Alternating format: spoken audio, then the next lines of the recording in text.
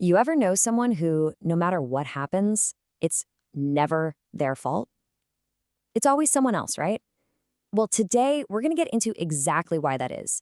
We're diving deep into what are called externalizing personality styles. And our guide for this whole thing is Chapter 12 of the incredible Psychodynamic Diagnostic Manual, 3rd edition. So here's our game plan. First, we'll nail down what it even means to turn outward.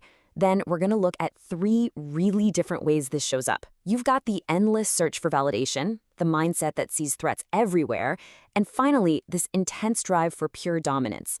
And at the end, we'll pull it all together to see the whole externalizing spectrum. Okay, let's jump right in. This first idea, turning outward, is really the key to everything else. At its heart, externalizing is a coping strategy. It's a way some people deal with their own internal pain, basically by pointing the finger at everyone and everything else. So here it is, the big definition. For someone with an externalizing style, when things go sideways, their first thought isn't, what was my role in this? Nope, it's, who can I blame for this? And you gotta understand, this is way more than just dodging responsibility. It's a deep-seated pattern. It means they're always trying to control or change the world around them, because looking inward just isn't an option. All right, now that we have that foundation, let's look at the first big way this plays out. This next section is all about the quest for validation.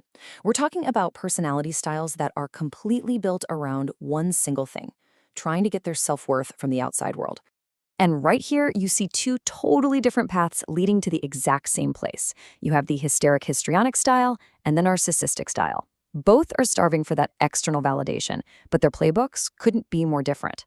One is all about drama and seduction, while the other is about admiration and being seen as the best. So let's zoom in on the hysteric histrionic style first. The core themes here are all about gender, sexuality, and power.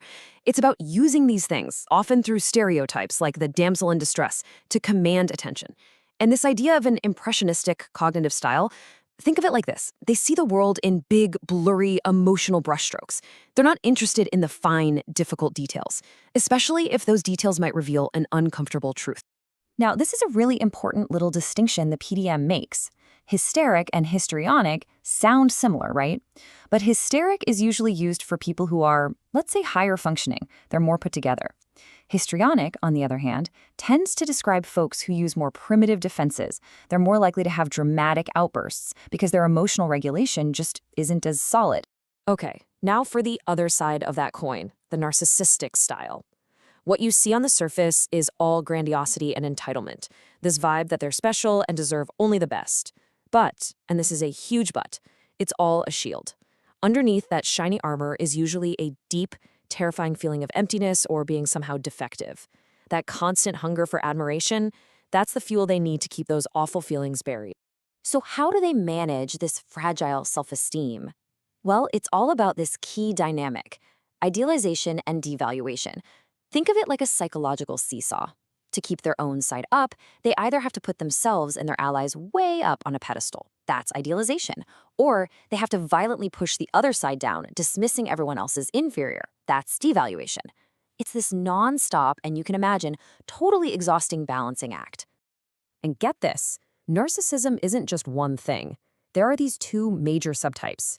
You've got the grandiose, or overtype. That's the one we all picture. Loud, arrogant, totally clueless about how they affect people. But then there's the vulnerable, or covert type. These people can seem shy, even insecure. They're hyper-aware of criticism.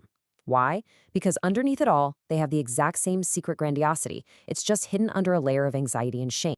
Okay, we're making a big shift now. We're moving away from the quest for applause and into something much, much darker. We're now in a world of threats. This isn't about looking for fans. It's about looking for enemies. It's a whole strategy built on defensive suspicion. So for people with paranoid personalities, the world is just not a safe place. It feels like it's filled with people who want to attack, betray, or humiliate them. And that fear is constant. So living with that level of threat day in and day out, what do? Well, you develop a pretty simple rule. Strike first, before they have a chance to strike you. You might be wondering, how does someone's reality get so warped? The central defense mechanism at play here is called projection. And it's actually pretty straightforward.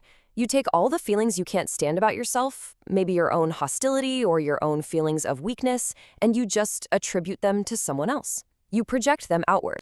This quote just nails it. It's the perfect example. I don't hate him, he hates me. See what's happening? The person's own intense anger is completely disowned, and instead it feels like it's coming at them from the other person. It's this incredible psychological flip that turns them into the victim every single time.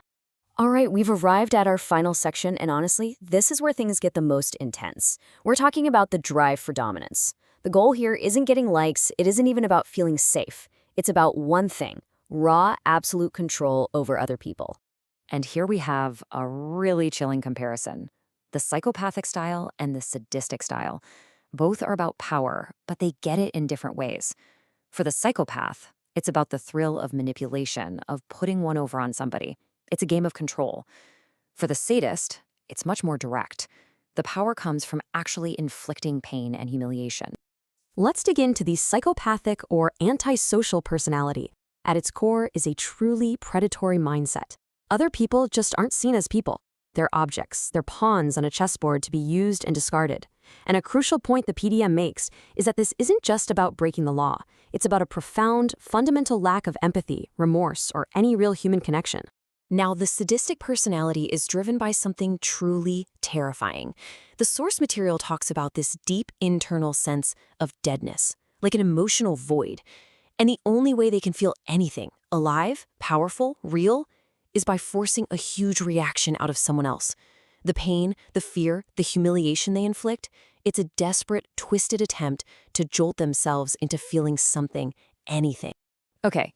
Let's take a step back now and look at the whole spectrum, because we've covered a lot of ground. Let's tie all these threads together. So what's the one thing that connects all of these?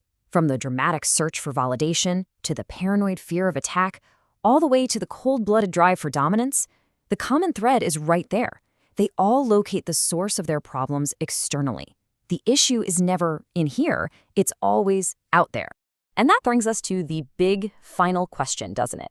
Because let's be real, we all do some of this sometimes. We all blame traffic when we're late. So where's the line?